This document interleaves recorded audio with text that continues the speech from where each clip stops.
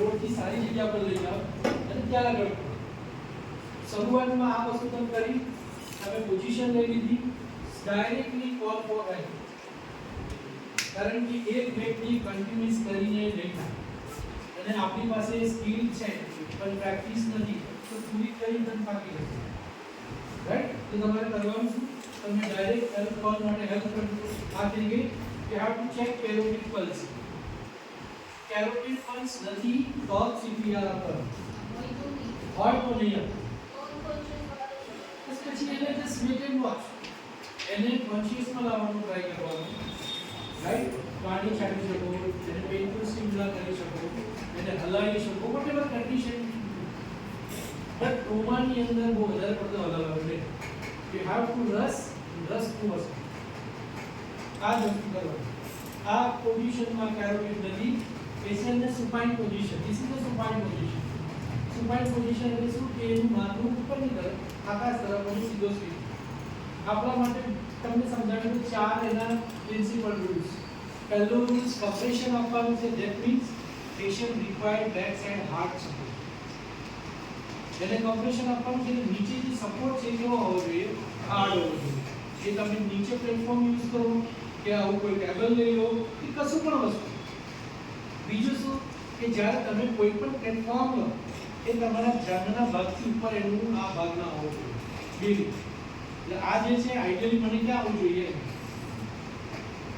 આ જે એનું બેલી જે પણ છે પેટ, એ પેટ તમારા જાંઘના ભાગથી નીચે હોવું જોઈએ. આ એક યુનિવર્સલ રૂલ છે. શાના માટે? કારણ કે આનામાં જે હું સીપીઆર આપીશ ત્યારે મારું બોડી વેટ જે છે આમ ઝૂકીને નહીં, આ સ્ટ્રેટ જશે. અને સ્ટ્રેટ અલાઇનમેન્ટ કેમ થશે? 1 2 3. એટલે આ જે છે ઇક્વલી પ્રેશર થશે. જ્યારે પહેલા 10 તમે મારા માટે છે, પછી બીજા 10 વાળા બોલ્યા હતા, હે ને? ધેટ ઇઝ નોટ હેપનિંગ નાઉ. એટલે આ વસ્તુ આપણથી ના મજા આવે. ગુજરાતીમાં તો જુઓ ને, હોસ્પિટલમાં તમે આવો તો હું કરતા યાર આ લોકો ડોક્ટર હું કરતા સાંભળો આ ધંધો મજા આવે. પેશન્ટની પ્રોસિજર આપણે પૂછી તમે આવી ગયા પછી શું થાય, ડાયરેક્ટ એને કેરોટિડ પલ્સ છે. તો કેરોટિડ પલ્સ ના હોય ત્યારે શું થયું, અત્યારે બધા લોકોને ટ્રેનિંગ સમજીને આ લોકોએ સીએબી સ્ટાર્ટ કર્યું. હવે હાથમાં કોઈ પેટર્ન નથી હોતું કે હાથ કેવો રાખવો, ખાલી એટલી વસ્તુ છે કે ક્યાં રાખવો. હાર્ટ જનરલી સેન્ટરમાં હોય પણ મોસ્ટ ઓફ ધ કેસમાં એ ડાબી તરફ થોડું ઢળેલું, અમુક વખતે જમણી તરફ પણ ઢળેલું. અમુક કેસીસમાં એવું હોય છે જેને જેનેટિક્સ પ્રોબ્લેમ આપણે કહીશું, રાઈટ?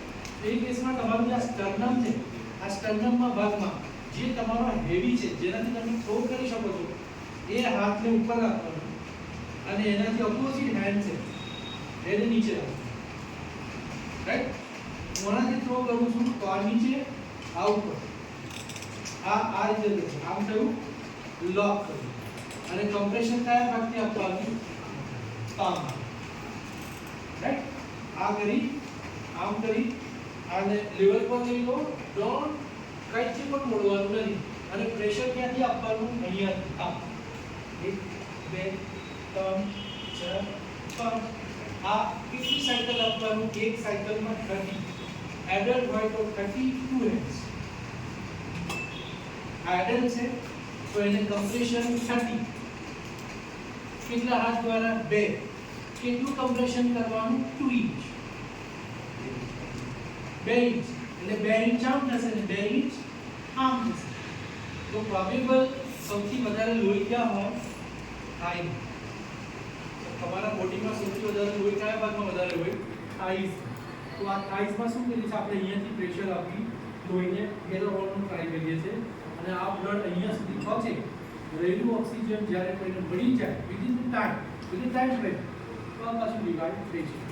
એટલે હંમેશા ડેથ બે પ્રકારે થાય, એક ક્લિનિકલ ડેથ થાય અને એક biological. Clinical death means heart બંધ પડી જાય, એને રિવાઇવ કરી શકાય, right? Biological death means death, એનો કોઈ જ ઉપાય કશું નથી. ક્લિયર? અહીંયા સુધી ક્લિયર કરો છો? પહેલા પેશન્ટને સારી જગ્યા પર લઈ જાઓ, કોલ ફોર હેલ્પ, પેશન્ટને સુપાઇન પોઝિશન, હાથ સરફેસ પર સુલાવો, એની પોઝિશન શું છે, એની જે બેલી છે આપણા થાઈને સાથે આવી જોઈએ. ના હોય તો પેશન્ટને નીચે લઈ લો અને ઘૂંટણીએ પડીને બેસી વોટેવર કમ્ફર્ટ છે તમે આવો બે હાથ દ્વારા ઈઝ કમ્પ્રેશન એડલ્ટ જો છોકરો હોય નાનો હોય કાં તો અમુક એડલ્ટ એવા હોય કે નાના છોકરા જેવા હોય તો you have to choose your own demand કે ભાઈ તમે એક હાથથી પણ આપી શકો નાના when compression day જ્યારે નાનું બાળક હોય ત્યારે એક આંગળીથી બે આંગળી અને એનું જે ઇંચ છે એ 1 ઇંચ 1 કે 1.5 ઇંચ જેથી વધારે તમે કમ્પ્રેશન તમે નાના છોકરા જુઓ ને નાના છોકરાને એક આંગળીથી પણ કરી શકે પણ એનું કમ્પ્રેશન એવું નથી કે એડલ્ટ છે પણ નોટ ગ્રોથ તો એ તમારા આઈડિયોલોજી લડાવવા કે ભાઈ મારે એને કેટલું કમ્પ્રેશન આપવું તમારો ઇન્ટેન્શન શું છે 2 ઇંચ કમ્પ્રેશન અને એ કમ્પ્રેશન કેવું કન્ટિન્યુઅસ ફોર ધ 30 પર સાયકલ તમે 30 કમ્પ્રેશન કરો 1 2 3 4 5 6 ટૂંકમાં આની પણ એક રિધમ છે હાર્ટ રિધમમાં ચાલે લવ ધ તો એની રિધમ પણ રાખવાની પહેલી વખત દરરોજ છે તો રિધમ નહીં હોય તો ફ્લો તમારો જે છે ને તમે અહીંયા સુધી પહોંચશો પછી અટકી જશો continuous rhythm that means rhythm એટલા માટે તમારે શું કરવાનું સેમ પોઝિશન કરવાનું 1 2 3 4 5 પછી સિવિયરિટી જોવો અમુક વખત તમને એમ લાગે કે મેં આ કર્યું પછી થોડી અસર જોવા મળે છે તો તમે થોડી સિવિયરિટી યુઝ કરી શકો પણ ડિપેન્ડ ઓન સિચ્યુએશન બહુ વધારે કરવાની જરૂર નથી આ તમે 30 વખત કરશો પછી તમારે શું કરવાનું એરવે એટલે શું આ એની નોર્મલ પોઝિશન છે એને શું કરવાનું આ હેડ ટિલ્ટ થશે અને ચીપલી આ પોઝિશનમાં ગળાનો ભાગ ખુલ્લો થશે એક્સિડન્ટ જ્યારે થાય ત્યારે આ પોઝિશનમાં સુરાઈ જશે આ પોઝિશનમાં સુરાઈ જશે તો જે એને અહીંયા એ થઈ ગયું છે અટકી ગઈ છે ટંગ એ નીકળી જશે પણ એક્સિડન્ટમાં ટ્રોમા થઈ ગયું હોય તો આ કેસમાં શું કરવાનું આ ભાગે પાછળ આવો માથાને બરાબર પકડો અને પકડીને ધીરે રહીને આપણે નાના છોકરાને કેમ કરતા હતા તમને ખબર છે કે આખો આ ભાગ અહીંયા આવી જાય એટલે આવું કેવું નહીં કરવાનું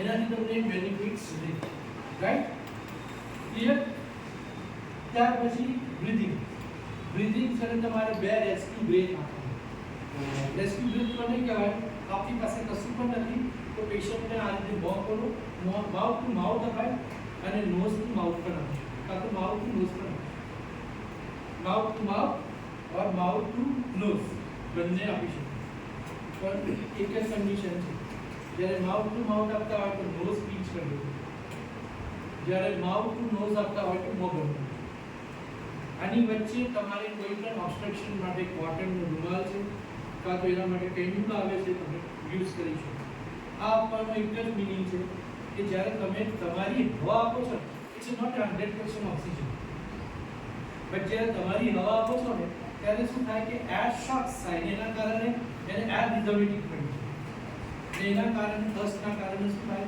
તમારી બોડી પછી મોત થઈ છે આ એક વખતમાં કેટલી સાયકલ કરવાની 5 સાયકલ એટલે ટોટલ કેટલા કમ્પ્રેશન થાય એક સાયકલમાં કેટલું તો 5 માં 150 5 માં તમારા 150 થાય 150 એટલે શું આપણી હાર્ટની રિધમ શું હતી 100 ની આપણે સમજતા હતા પણ આપણે